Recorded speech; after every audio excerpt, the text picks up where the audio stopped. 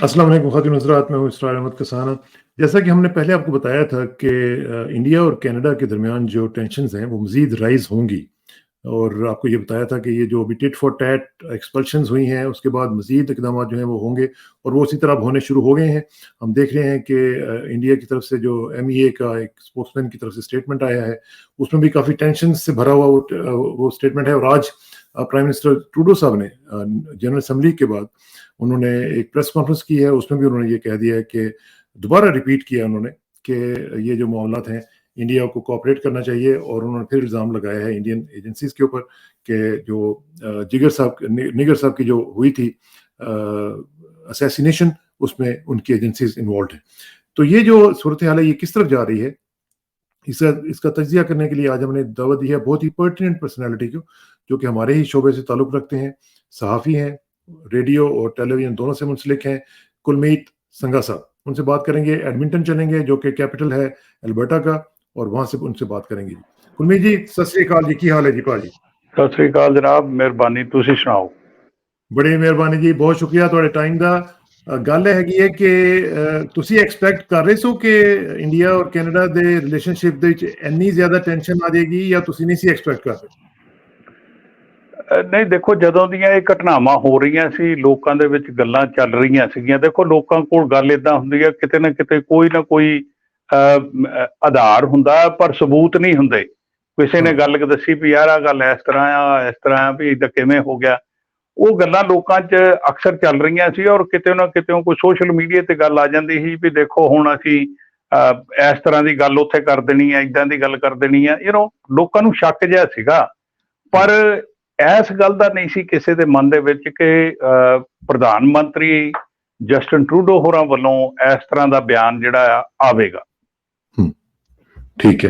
अच्छा, लेकिन जो बयान आया है उस तो बाद सिचुएशन जी बड़ी ज्यादा टेंस होती जा रही है और खास तौर पर देख रहे हैं कि जिस तरह हरदीप सिंह निजर साहब की जो की असैसिनेशन हुई सी 18 जून को, उस तो बाद एक थोड़ा सा लल जो आया सी, खामोशी सी। लेकिन जिस वक्त G20 की मीटिंग हुई है उस तो बाद आके उत्थे पता नहीं की होया कि ट्रूडो साहब ने आंदे ही इत्थे इस मुंडे नूं ऐलान कर दिता जी कि जनाब इंडिया दे इल्जाम ला दिता। ਤੇ ਇੱਕਦਮ ਕੀ ਹੋਇਆ? ਮਤਲਬ ਕੋਈ ਪ੍ਰੈਸ਼ਰ ਆਇਆ, ਡੋਮੈਸਟਿਕ ਪ੍ਰੈਸ਼ਰ ਆਇਆ ਸੀ ਜਾਂ ਕੋਈ ਇੰਟੈਲੀਜੈਂਸ ਇਨਫੋਰਮੇਸ਼ਨ ਜਿਹੜੀ ਬੜੀ ਕ੍ਰੈਡੀਬਲ ਕਿਸਮ ਦੀ ਉਹਨਾਂ ਨੂੰ ਮਿਲ ਗਈ ਸੀ? ਦੇਖੋ, ਆ ਜਿਹੜਾ ਸ਼ਬਦ ਤੁਸੀਂ ਵਰਤਿਆ ਨਾ, ਕ੍ਰੈਡੀਬਲ ਇਨਫੋਰਮੇਸ਼ਨ, ਉਹ ਜਸਟਿਨ ਟਰੂਡੋ ਹੋਰਾਂ ਨੇ ਬਾਰ-ਬਾਰ ਉਹੀ ਸ਼ਬਦ ਦੁਹਰਾ ਰਹੇ ਨੇ। ਜਦੋਂ ਉਹਨਾਂ ਤੋਂ ਪੁੱਛਿਆ ਜਾ ਰਿਹਾ, ਉਹ ਕਹਿੰਦੇ ਵੀ ਉਹਨਾਂ ਦੀਆਂ ਜਿਹੜੀਆਂ ਇਨਵੈਸਟੀਗੇਟਿੰਗ ਏਜੰਸੀਜ਼ ਹੈਗੀਆਂ 18 ਜੂਨ ਤੋਂ ਬਾਅਦ ਦਾ ਜਿਹੜਾ ਕੰਮਕਾਰ ਹੈ ਉਹ ਕਰ ਰਹੇ ਨੇ ਔਰ ਜੋ ਕੁਛ ਉਹਨਾਂ ਨੂੰ ਮਿਲਿਆ ਉਹ ਕਹਿੰਦੇ ਵੀ ਸੰਕੇਤ ਉਧਰ ਨੂੰ ਦੇ ਰਹੀਆਂ ਨੇ ਕਿ ਭਾਰਤੀ ਸਰਕਾਰ ਦੇ ਜਿਹੜੇ ਏਜੰਟ ਹੈਗੇ ਆ ਇੱਥੇ ਵੀ ਉਹ ਉਹਦੇ ਵਿੱਚ ਇਨਵੋਲਵ ਸੀਗੇ।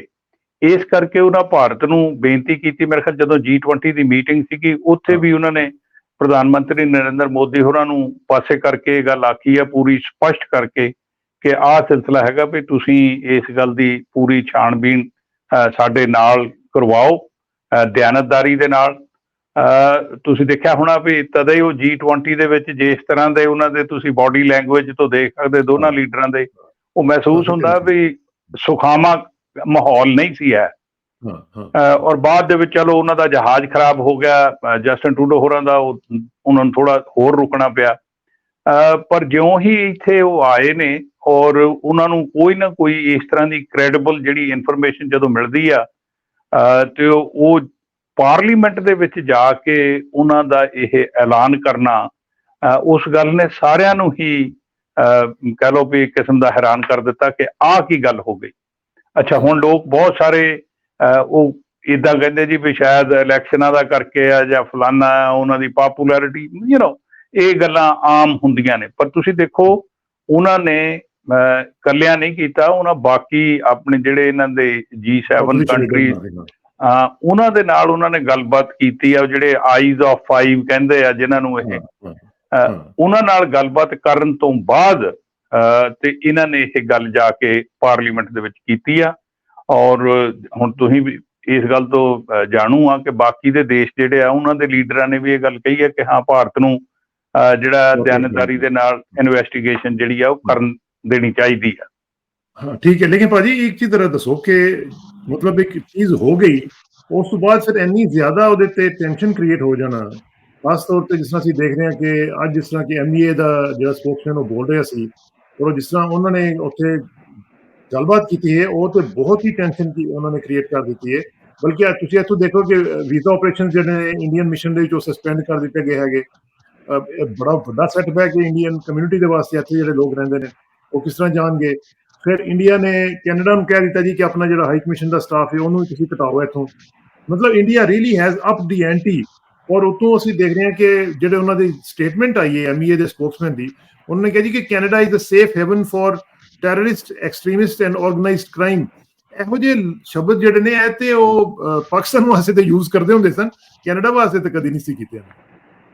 ਜਨਾਬ ਗੱਲ ਏਦਾਂ, ਉਹ ਦੇਖੋ ਆਪਣੇ ਆਪ ਨੂੰ ਹੀ ਐਕਸਪੋਜ਼ ਕਰ ਰਹੇ ਨੇ ਉਹ ਖੁਦ ਇਸ ਤਰ੍ਹਾਂ ਦੀਆਂ ਹਰਕਤਾਂ ਕਰਕੇ। ਇਹ ਸਾਰੀ ਦੁਨੀਆ ਦੇ ਵਿੱਚ ਇਸ ਗੱਲ ਨੂੰ ਭੰਡਿਆ ਜਾ ਰਿਹਾ। ਇੱਕ ਪਾਸੇ ਤਾਂ ਦੁਨੀਆ, ਹਰ ਪਾਸੇ ਦੁਨੀਆ ਨੱਠੀ ਆ ਰਹੀ ਹੈ ਵੀ ਅਸੀਂ ਕੈਨੇਡਾ ਦੇ ਵਿੱਚ ਜਾ ਕੇ ਰਹਿਣਾ, ਔਰ ਜਿਹੜੀ ਗੱਲ ਭਾਰਤ ਵਰਸ਼ ਦੇ ਇਹ ਮਿਨਿਸਟਰੀ ਆਫ ਐਕਸਟਰਨਲ ਅਫੇਅਰ ਕਹਿ ਰਹੇ ਨੇ, ਉਹਨਾਂ ਨੂੰ ਤੁਸੀਂ ਹੁਣ ਦੇਖੋ ਵੀ ਉਹ ਕਿਹੜੀ ਗੱਲ ਦੀ ਬਿਨਾਹ ਦੇ ਉੱਤੇ ਗੱਲ ਕਰ ਰਹੇ ਨੇ। ਜੇ ਕੈਨੇਡਾ ਨੇ ਆਪਣੇ ਸ਼ਹਿਰੀਆਂ ਨੂੰ ਕਿਹਾ ਵੀ ਭਾਈ ਤੁਸੀਂ ਮਨੀਪੁਰ ਦੇ ਇਲਾਕੇ ਵਿੱਚ ਨਹੀਂ ਜਾਣਾ, ਜਾਂ ਜੰਮੂ ਕਸ਼ਮੀਰ ਦੇ ਇਲਾਕੇ ਵਿੱਚ ਨਹੀਂ ਜਾਣਾ, ਜਾਂ ਹੋਰ ਜਿਹੜੇ ਵੀ ਪ੍ਰਭਾਵਿਤ ਇਲਾਕੇ ਉੱਥੇ ਨਾ ਜਾਓ, ਤੇ ਹੁਣ ਮਨੀਪੁਰ ਦੇ ਵਿੱਚ ਆਪਾਂ ਨੂੰ ਪਤਾ ਵੀ ਉੱਥੇ ਕੀ ਹੋ ਕੇ ਹਟਿਆ।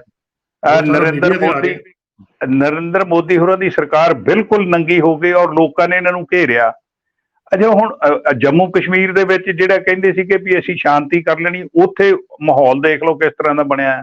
ਮਤਲਬ ਇਹ ਸਰਕਾਰ ਜਿਹੜੀ ਆ ਬਿਲਕੁਲ ਉਹਨਾਂ ਗੱਲਾਂ ਦੇ ਵਿੱਚ ਫੇਲ ਹੋ ਰਹੀ ਹੈ। ਔਰ ਡਿਪਲੋਮੇਸੀ ਦੇ ਵਿੱਚ ਤਾਂ ਇਹਨਾਂ ਨੇ ਆਪਣਾ, ਜਿਵੇਂ ਆਪਣੇ ਪੰਜਾਬੀ 'ਚ ਕਹਿੰਦੇ ਨਾ, ਜਲੂਸ ਕਢਾ ਲਿਆ ਇਹ ਗੱਲਾਂ ਕਹਿ ਕੇ। ਕੈਨੇਡਾ ਦੇ ਵਿੱਚ ਤੁਸੀਂ ਕੋਈ ਏਦਾਂ ਦੀ ਹਰਕਤ ਦੇਖੀ ਹੈ ਜਿੱਥੇ ਕੋਈ ਕਿਹਾ ਜਾਵੇ ਵੀ ਇੱਥੇ ਟੈਰਰਿਸਟ ਨੇ, ਜਿਵੇਂ ਉਹ ਬੜਾ ਲੰਬਾ ਚੌੜਾ ਸ਼ਬਦ ਲੈ ਕੇ ਵਰਤਦੇ ਵੀ ਟੈਰਰਿਸਟ ਰਹਿੰਦੇ ਆ ਉੱਥੇ, ਆਹ ਹੋ ਰਿਹਾ ਉੱਥੇ? ਤੁਹਾਨੂੰ ਲੱਗਦਾ?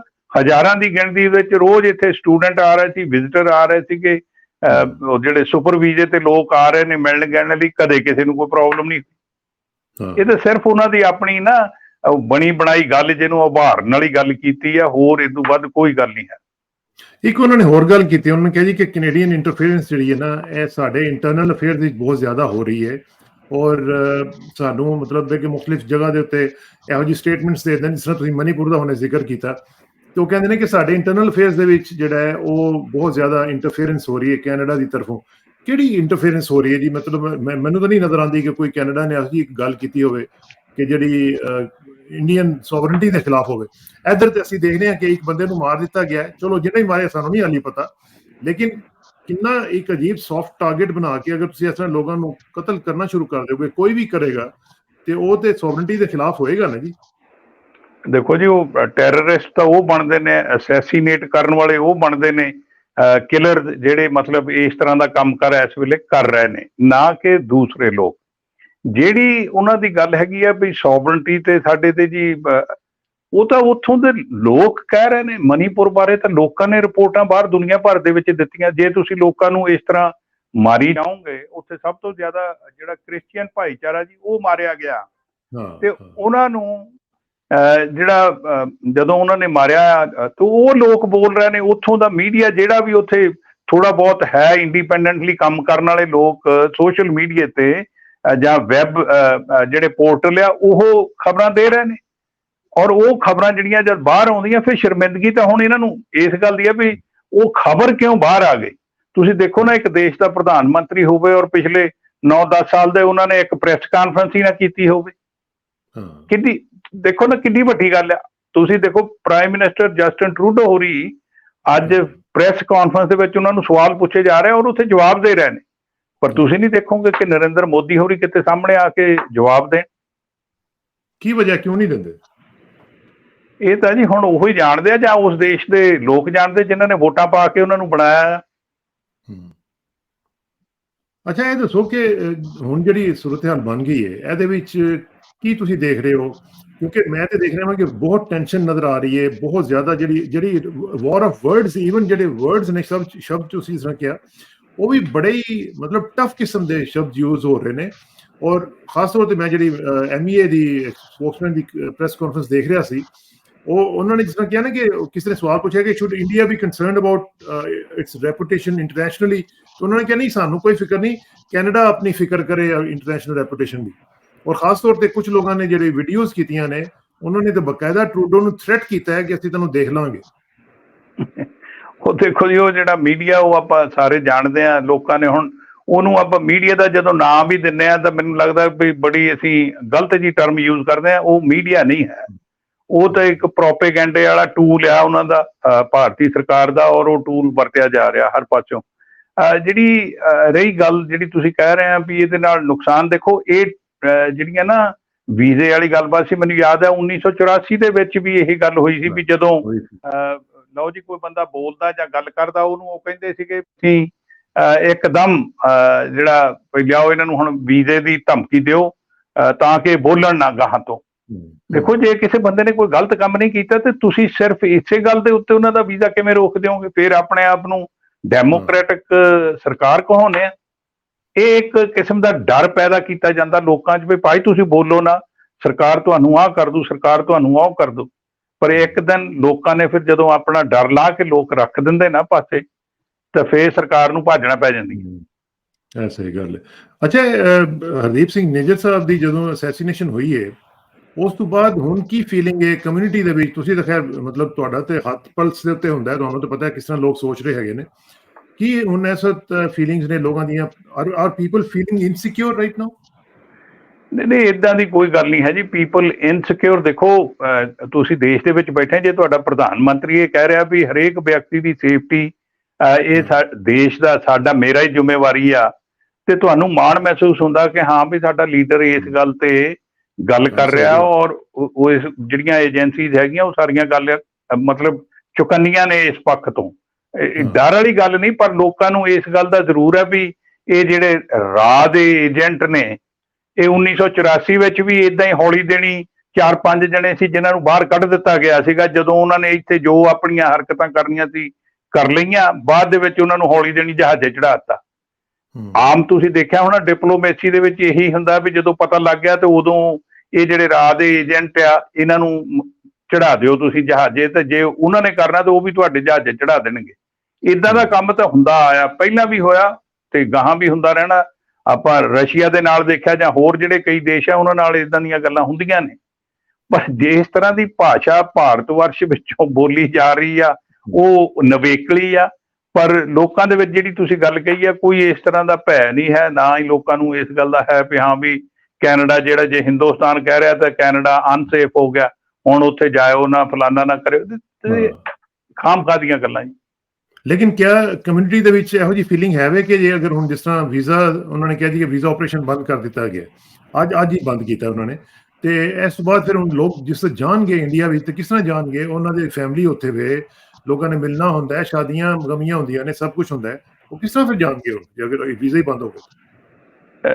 ਦੇਖੋ ਗੱਲ ਤੁਹਾਡੀ ਠੀਕ ਆ, ਲੋਕਾਂ ਨੇ ਜਾਣਾ ਹੁੰਦਾ, ਪਰਿਵਾਰਾਂ 'ਚ ਕੋਈ ਬਿਮਾਰ ਠਮਾਰ ਹੋ ਜਾਂਦਾ, ਕੋਈ ਫੰਕਸ਼ਨ ਹੁੰਦੇ ਨੇ, ਪਰ ਦੂਸਰੇ ਪਾਸੇ ਜੇ ਭਾਰਤ ਵਰਸ਼ ਉਹਨਾਂ ਨੂੰ ਇਸ ਤਰ੍ਹਾਂ ਕਰਨ ਲੱਗਦਾ ਵੀ ਲਓ ਜੀ ਅਸੀਂ ਇਹਨਾਂ ਨੂੰ ਡਰਾਉਣਾ ਧਮਕਾਉਣਾ ਆ, ਇਹ ਵੀਜ਼ਾ ਨਹੀਂ ਦੇਣਾ।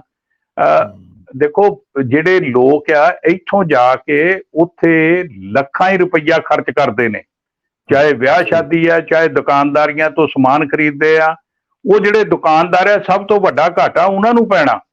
ਜਦੋਂ ਤੁਸੀਂ ਦੇਖੋ ਜਿਹੜੇ ਲੋਕੀ ਨਾ ਉੱਥੇ ਚਾਹੇ ਉਹ ਕੱਪੜਿਆਂ ਵਾਲੇ ਆ, ਦੂਸਰੇ ਨੇ ਕੰਮ ਕਾਰ ਕਰਨ ਵਾਲੇ, ਉਹ ਲੋਕੀ ਤਾਂ ਨਵੰਬਰ ਤੋਂ ਲੈ ਕੇ ਦਸੰਬਰ ਜਨਵਰੀ ਤੱਕ ਆਪਣੇ ਸਾਲ ਭਰ ਦੇ ਪੈਸੇ ਬਣਾ ਲੈਂਦੇ, ਫਿਰ ਆਰਾਮ ਨਾਲ ਬੈਠੇ ਰਹਿੰਦੇ ਨੇ।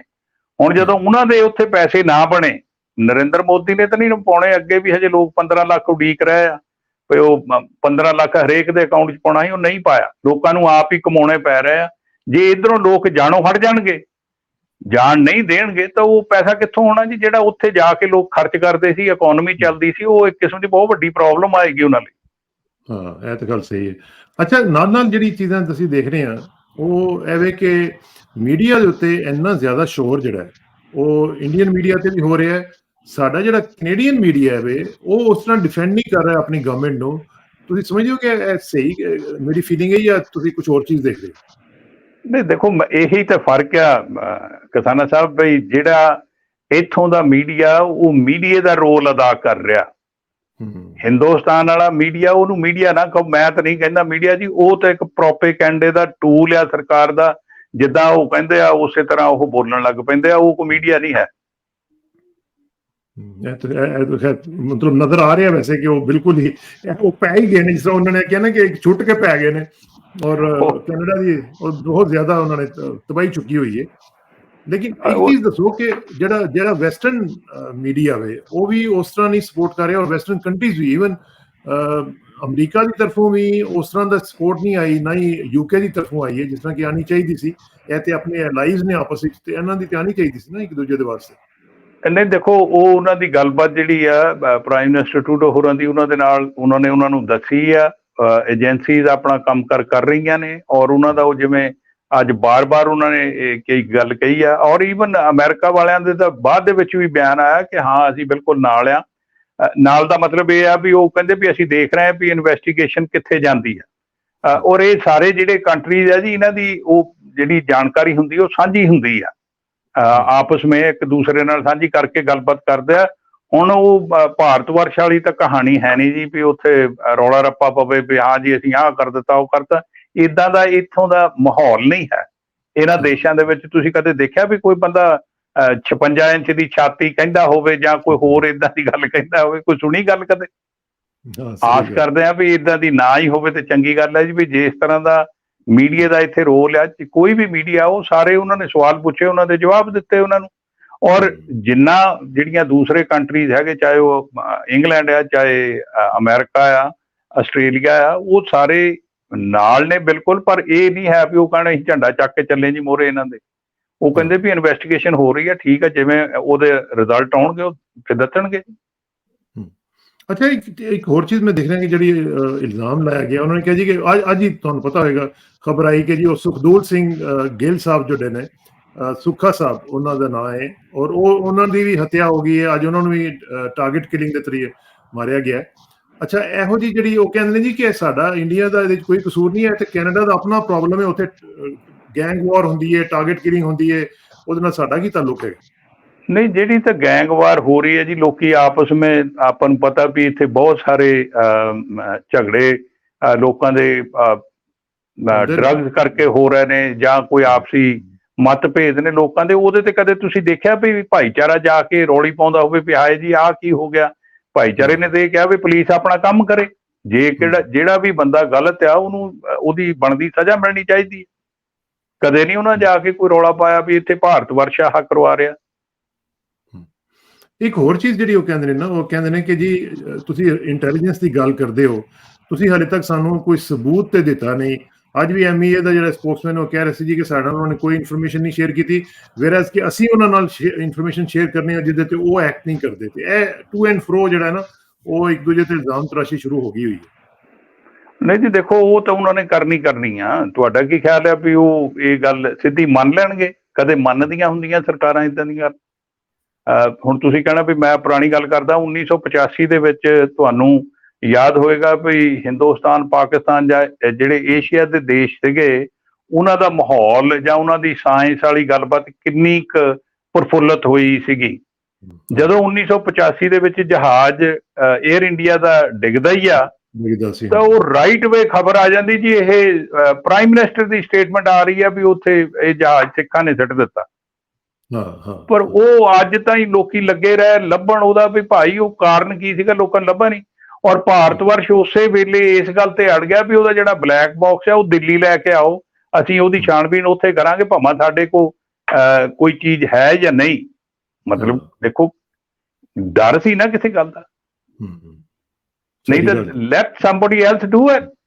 ਉਹ ਜਿਹਨਾਂ ਕੋਲ ਇਕੁਇਪਮੈਂਟ ਹੈਗਾ ਉਹ ਕਰ ਸਕਦੇ, ਉਹਨਾਂ ਨੂੰ ਕਰਨ ਦਿਓ। ਪਰ ਨਹੀਂ, ਉਹ ਚੱਕ ਕੇ ਤਾਂ ਛੇਤੀ ਦੇਣੀ ਉੱਥੇ ਨੂੰ ਇੰਡੀਆ ਨੂੰ ਲੈ ਗਿਆ। ਫਿਰ ਜੇ ਇਸ ਤਰ੍ਹਾਂ ਦੀ ਉੱਥੇ ਜੋ ਗੱਲਬਾਤ ਹੋਈ ਉਹ ਆਪਣੇ ਸਾਰਿਆਂ ਦੇ ਸਾਹਮਣੇ ਆ ਜੀ। ਹਾਂ ਸਰ, ਅੱਛਾ ਇਹ ਦੱਸੋ ਕਿ ਆਖਿਰ ਦੇ ਵਿੱਚ ਜਰਾ ਥੋੜਾ ਜਿਹਾ ਮੈਨੂੰ ਦੱਸੋ, ਜਿਹੜਾ ਇਹ ਕਹਿ ਰਹੇ ਨੇ, ਈਵਨ ਇੱਥੇ ਵੀ ਓਪੋਜੀਸ਼ਨ ਲੀਡਰ ਕੁਝ ਲੋਕ ਕਹਿ ਰਹੇ ਨੇ ਕਿ ਜੀ ਇਹ ਟਰੂਡੋ ਸਾਹਿਬ ਦੀ ਚੂੰਕਿ ਰੇਟਿੰਗ ਬਹੁਤ ਥੱਲੇ ਚਲੀ ਗਈ ਹੈ, ਰੈਂਕਿੰਗ ਦੀ ਥੱਲੇ ਚਲੇ ਗਏ ਨੇ, ਓਪੋਜੀਸ਼ਨ ਲੀਡਰ ਜਿਹੜਾ ਉਹ ਅੱਗੇ ਜਾ ਰਿਹਾ ਇਸ ਵਕਤ, ਅਗਰ ਇਲੈਕਸ਼ਨ ਹੋ ਜਾਂਦੇ ਨੇ ਤੇ ਇਹਨਾਂ ਦੇ ਵਾਸਤੇ ਮਸਲਾ ਬਣ ਜਾਏਗਾ, ਤੇ ਇਹਨਾਂ ਨੇ ਇੱਕ ਪੋਲੀਟੀਕਲ ਸਟੰਟ ਖੇਡਿਆ ਔਰ ਵੋਟ ਬੈਂਕ ਪੋਲਿਟਿਕਸ ਕਰ ਰਹੇ ਨੇ। Do you agri with it? ਮੇਰਾ ਖਿਆਲ ਜੀ ਉਹ ਬਹੁਤ ਹਲਕੀ ਗੱਲ ਹੈ ਜੇ ਕਿਸੇ ਨੇ ਇਹ ਗੱਲ ਕਹੀ ਹੈ। ਕੋਈ ਵੀ ਪ੍ਰਧਾਨ ਮੰਤਰੀ ਇਸ ਹੱਦ ਤੱਕ ਨਹੀਂ ਜਾ ਸਕਦਾ ਕਿ ਉਹ ਆ ਗੱਲ ਪਾਰਲੀਮੈਂਟ ਦੇ ਵਿੱਚ ਇਦਾਂ ਦੀ ਕਹਿੰਦਾ ਵੀ ਲਓ ਜੀ ਸਾਡੇ ਇੱਕ ਕੈਨੇਡੀਅਨ ਸੋਇਲ ਦੇ ਉੱਤੇ ਬਾਹਰਲੀ ਸਰਕਾਰ ਦੇ ਏਜੰਟ ਆ ਕੇ ਮਾਰ ਗਏ, ਇਦਾਂ ਦੀ ਗੱਲ ਕਦੇ ਵੀ ਨਹੀਂ ਕੋਈ ਕਹਿੰਦਾ ਵੀ ਮੇਰੀਆਂ ਰੇਟਿੰਗਸ ਉੱਪਰ ਚਲੀਆਂ ਜਾਣ। ਇਹ ਬਿਲਕੁਲ ਨਹੀਂ, ਇਹ ਐਵੇਂ ਖਾਮਖਾਹ ਦੀਆਂ ਗੱਲਾਂ ਹੁੰਦੀਆਂ ਜੀ। ਇਹ ਨੈਰੇਟਿਵ ਨੂੰ ਬਦਲਣਾ ਹੁੰਦਾ ਕਿ ਧਿਆਨ ਲੋਕਾਂ ਦਾ ਹੋਰ ਪਾਸੇ ਲਾਇਆ ਜਾਵੇ। ਇਹ ਨੈਰੇਟਿਵ ਚੇਂਜ ਕਰਵਾਉਣ ਦੀ ਕਹਾਣੀ ਹੁੰਦੀ ਵੀ ਲਓ ਜੀ ਉਹ ਵੋਟਾਂ 'ਚ ਥੱਲੇ ਗਏ ਸੀ। ਅੱਗੇ ਦੇਖੋ ਸਿੱਖਾਂ ਦੀਆਂ ਕਿੰਨੀਆਂ ਕੁ ਵੋਟਾਂ ਨੇ ਜਿਹੜੀਆਂ ਉਹਨਾਂ ਨੂੰ ਪੈਂਦੀਆਂ ਨੇ, ਅੱਗੇ ਵੀ ਤਾਂ ਵੰਡ ਕੇ ਪੈਂਦੀਆਂ ਨਾ, ਉਧਰ ਕੰਜ਼ਰਵੇਟਿਵ ਨੂੰ ਵੀ ਪੈਂਦੀਆਂ, NDP ਨੂੰ ਵੀ ਪੈਂਦੀਆਂ, ਲਿਬਰਲ ਨੂੰ ਵੀ ਪੈਂਦੀਆਂ। ਇਹ ਤਾਂ ਐਵੇਂ ਖਾਮਖਾਹ ਉਹ ਨੈਰੇਟਿਵ ਚੇਂਜ ਕਰਨ ਵਾਲੀ ਗੱਲ ਆ ਵੀ ਲੋਕੀ ਉਧਰ ਨੂੰ ਨਾ ਸੋਚਣ, ਲੋਕ ਆਹ ਸੋਚਣ। ਹਾਂ, ਇਹ ਤਾਂ ਖੈਰ ਠੀਕ ਗੱਲ ਹੈ, ਲੇਕਿਨ ਇਹ ਦੱਸੋ ਕਿ ਹੁਣ ਜਿਹੜੀ ਸੂਰਤ ਹਾਲ ਬਣ ਰਹੀ ਹੈ ਇਹਦਾ ਐਂਡ ਗੇਮ ਕੀ ਹੋਏਗਾ? ਕਿਸ ਤਰ੍ਹਾਂ ਇਹਨੂੰ ਰਿਜ਼ੋਲਵ ਕੀਤਾ ਜਾ ਸਕਦਾ ਹੈ? ਕੀ ਕੀਤਾ ਜਾਏ ਕਿ ਮਾਮਲਾਤ ਨੂੰ ਹੱਲ ਕੀਤਾ ਜਾਏ? ਕੋਈ ਥਰਡ ਕੰਟਰੀ ਜਿਹੜਾ ਹੈ ਉਹ ਸਾਹਮਣੇ ਆਏ, ਉਹ ਵਿੱਚ ਆ ਕੇ ਦੋਵਾਂ ਨੂੰ ਬਿਠਾਏ, ਗੱਪਸ਼ਪ ਲਵਾਏ ਔਰ ਮਾਮਲਾਤ ਠੀਕ ਹੋ ਜਾਣ। ਦੇਖੋ ਹੁਣ ਕਿਸਾਨਾ ਸਾਹਿਬ, ਜਿੱਥੇ ਤੱਕ ਗੱਲ ਚਲੀ ਗਈ ਹੈ ਨਾ, ਇਹਦੇ ਵਿੱਚ ਪੈਣ ਪਾਉਣ ਵਾਲੀ ਗੱਲ ਦੇ ਨਾਲ ਰਫਾ ਦਫਾ ਨਹੀਂ ਕਹਾਣੀ ਹੋ ਸਕਣੀ। ਇਹ ਹੁਣ ਗੱਲ ਸਪਸ਼ਟ ਹੋਏਗੀ। ਜੇ ਉਹ ਗੱਲ ਨਿਕਲਦੀ ਹੈ ਜੀ ਤਾਂ ਉਹਦੀ ਜ਼ਿੰਮੇਵਾਰੀ ਉਹਨਾਂ ਨੂੰ ਚੱਕਣੀ ਪਏਗੀ ਕਿ ਭਾਈ ਆਹ ਕਹਾਣੀ ਹੋਈ ਸੀਗੀ। ਅਦਰਵਾਈਜ਼ ਆਈ ਡੋਂਟ ਸੀ ਵੀ ਇੱਦਾਂ ਜੇ ਤੁਸੀਂ ਕਹੋ ਵੀ ਰਫਾ ਦਫਾ ਕਰਕੇ ਜੀ ਗੱਲ ਜਿਹੜੀ ਆ ਖਤਮ ਕਰ ਦਿੱਤੀ ਜਾਏ। ਔਰ ਖਾਸ ਤੌਰ ਤੇ ਉਹਦੀ ਵਜ੍ਹਾ ਹੈ ਕਿ ਜਿਹੜਾ ਅਸੈਸੀਨੇਸ਼ਨਸ ਅਗਰ ਇਸ ਤਰ੍ਹਾਂ ਹੋਣੀਆਂ ਸ਼ੁਰੂ ਹੋ ਜਾਣ ਕਿਸੇ ਵੀ ਕੰਟਰੀ ਦੇ ਵਿੱਚ, ਕੋਈ ਵੀ ਕੰਟਰੀ ਹੋਵੇ, ਤੇ ਉਹ ਤੇ ਕਿਸੇ ਤਰੀਕੇ ਨਾਲ ਵੀ ਐਕਸੈਪਟੇਬਲ ਨਹੀਂ ਹੈ ਨਾ। ਬਿਲਕੁਲ ਨਹੀਂ, ਬਿਲਕੁਲ ਨਹੀਂ। ਔਰ ਆਸ ਕਰਦੇ ਆ ਵੀ ਗਾਂ ਨੂੰ ਕਦੇ ਵੀ ਨਾ ਹੋਵੇ। ਆਪਾਂ ਦੇਖੋ ਇਹ ਜਿਹੜੀਆਂ ਅਸੈਸੀਨੇਸ਼ਨ ਕਰਨ ਵਾਲੀਆਂ ਜਿਹੜੀਆਂ ਕੰਟਰੀਜ਼ ਹੁੰਦੀਆਂ, ਉਹ ਕਦੇ ਤੁਸੀਂ ਦੇਖਿਆ ਵੀ ਕੋਈ ਜ਼ਿੰਮੇਵਾਰੀ ਲੈਂਦਾ ਹੋਵੇ? ਕਿਸੇ ਵੀ ਦੇਸ਼ 'ਚ ਹੋਈਆਂ ਹੋਣ, ਚਾਹੇ ਉਹ ਈਰਾਨ ਦੇ ਵਿੱਚ ਹੋਈ ਆ, ਕਦੇ ਇਜ਼ਰਾਈਲ ਵਾਲਿਆਂ ਨੇ ਮੰਨਿਆ ਕਿ ਅਸੀਂ ਕੀਤਾ, ਤੇ ਚਾਹੇ ਕੀ ਕਹਿੰਦੇ ਹੁੰਦੇ ਆ ਰਸ਼ੀਆ ਵਾਲੇ ਕਰ ਜਾਣ ਇੰਗਲੈਂਡ ਦੇ ਵਿੱਚ ਆ ਕੇ, ਉਹਨਾਂ ਕਦੇ ਮੰਨਿਆ ਵੀ ਅਸੀਂ ਕੀਤਾ? ਇਹ ਮੰਨਦਾ ਕੋਈ ਨਹੀਂ ਜੀ, ਮੰਨਦਾ। ਬਹੁਤ ਬਹੁਤ ਸ਼ੁਕਰੀਆ ਗੁਰਮੀਤ ਜੀ, ਬੜੀ ਤੁਹਾਡੇ ਨਾਲ ਗੱਲ ਕਰਕੇ ਖੁਸ਼ੀ ਹੋਈ। ਬਸ ਲੇਕਿਨ ਇਹ ਕਿ ਮੇਰੀ ਤਾਂ ਦੁਆ ਵੇ ਕਿ ਮਾਮਲਾਤ ਅੱਛੇ ਤਰੀਕੇ ਨਾਲ ਹੱਲ ਹੋ ਜਾਣ, ਤਾਂ ਕਿ ਇੱਥੇ ਜਿਹੜੇ ਲੋਕਾਂ ਨੂੰ ਇੱਕ ਫਿਕਰ ਹੈ, ਪਰੇਸ਼ਾਨੀ ਹੈ, ਉਹ ਵੀ ਉਹਨਾਂ ਦੀ ਦੂਰ ਹੋਏ। ਔਰ ਵੀਜ਼ਾ ਵਾਲਾ ਜਿਹੜਾ ਕੰਮ ਹੋਇਆ ਹੈ, ਇਹ ਵੀ ਮੈਨੂੰ ਤਾਂ ਲੱਗਦਾ ਕਿ ਇਹ ਵੀ ਅੱਛੀ ਨਹੀਂ ਗੱਲ ਕੀਤੀ, ਕਿਉਂਕਿ ਲੋਕਾਂ ਨੇ ਜਾਣਾ ਹੁੰਦਾ ਹੈ, ਲੋਕਾਂ ਕਿਸੇ ਦੀ ਫੌਤਗੀ ਹੋ ਜਾਂਦੀ, ਕੋਈ ਡੈਥ ਹੁੰਦੀ, ਕੋਈ ਖੁਸ਼ੀ ਗਮੀ ਦੇ ਵਾਸਤੇ ਜਾਣਾ ਪੈਂਦਾ, ਉਹ ਵੀ ਠੀਕ ਨਹੀਂ ਹੈ। ਬਿਲਕੁਲ ਤੁਹਾਡੀ ਗੱਲ ਠੀਕ ਹੈ ਜੀ। ਇਹ ਦੇਖੋ ਦੂਸਰੀ ਗੱਲ ਇੱਕ ਹੋਰ ਹੈ ਜੀ, ਉਹ ਇਹ ਆ ਕਿ ਜਿਹੜੇ ਭਾਈਚਾਰਾ ਬਾਹਰ ਇੱਥੇ ਪ੍ਰਦੇਸ਼ਾਂ ਦੇ ਵਿੱਚ ਬੈਠਾ ਨਾ, ਇਹ ਹੁਣ ਦੇਖੋ ਉਹਨਾਂ ਨੂੰ ਆਪਸ ਵਿੱਚ ਕਦੇ ਵੀ ਇੱਕ ਦੂਸਰੇ ਦੇ ਨਾਲ ਕਿਸੇ ਦੇ ਨਾਲ ਕੋਈ ਰਗੜੇ ਝਗੜੇ ਵਾਲੀ ਗੱਲ ਕੋਈ ਨਹੀਂ ਹੋਣੀ ਚਾਹੀਦੀ। ਜਿੱਦਾਂ ਆਪਾਂ ਇੱਥੇ ਰਹਿੰਦੇ ਹਾਂ ਉਸੇ ਤਰ੍ਹਾਂ ਰਹਿਣਾ ਚਾਹੀਦਾ, ਪਿਆਰ ਮੁਹੱਬਤ ਦੇ ਨਾਲ। ਇਹ ਜਿਨ੍ਹਾਂ ਨੇ ਵੀ ਕੋਈ ਗਲਤ ਕੰਮ ਕੀਤਾ ਉਹਨਾਂ ਨੂੰ ਸਾਹਮਣੇ ਲਿਆਉਣਾ ਚਾਹੀਦਾ, ਉਹਨਾਂ ਨੂੰ ਸਜ਼ਾ ਮਿਲਣੀ ਚਾਹੀਦੀ ਹੈ, ਨਾ ਕਿ ਭਾਈਚਾਰਿਆਂ 'ਚ ਆਪਸ ਵਿੱਚ ਕੋਈ ਵੀ, ਚਾਹੇ ਕੋਈ ਹਿੰਦੂ ਆ, ਮੁਸਲਮਾਨ, ਸਿੱਖ ਆ, ਸਾਰੇ ਆਪਾਂ ਰਲ ਮਿਲ ਕੇ ਇੱਥੇ ਰਹਿ ਰਹੇ ਹਾਂ। ਇਹੀ ਤਾਂ ਇਸ ਦੇਸ਼ ਨੇ ਆਪਾਂ ਨੂੰ ਸਾਰਿਆਂ ਨੂੰ ਸਿਖਾਇਆ ਜੀ ਵੀ ਇੱਥੇ ਰਲ ਮਿਲ ਕੇ ਇਸ ਤਰ੍ਹਾਂ ਰਿਹਾ ਜਾ ਸਕਦਾ। ਹਾਂ ਬਿਲਕੁਲ ਠੀਕ ਹੈ, ਬਹੁਤ ਬਹੁਤ ਸ਼ੁਕਰੀਆ। ਤੁਹਾਡੇ ਨਾਲ ਮੁਲਾਕਾਤ ਹੋਏਗੀ ਜਲਦੀ, ਐਡਮਿੰਟਨ ਚੱਕਰ ਲਗਾ, ਤੁਹਾਡਾ ਗੱਪਸ਼ਪ ਹੋਏਗੀ। ਜ਼ਰੂਰ ਜਨਾਬ, ਬਹੁਤ ਬਹੁਤ ਧੰਨਵਾਦ ਤੁਹਾਡਾ। Thank you.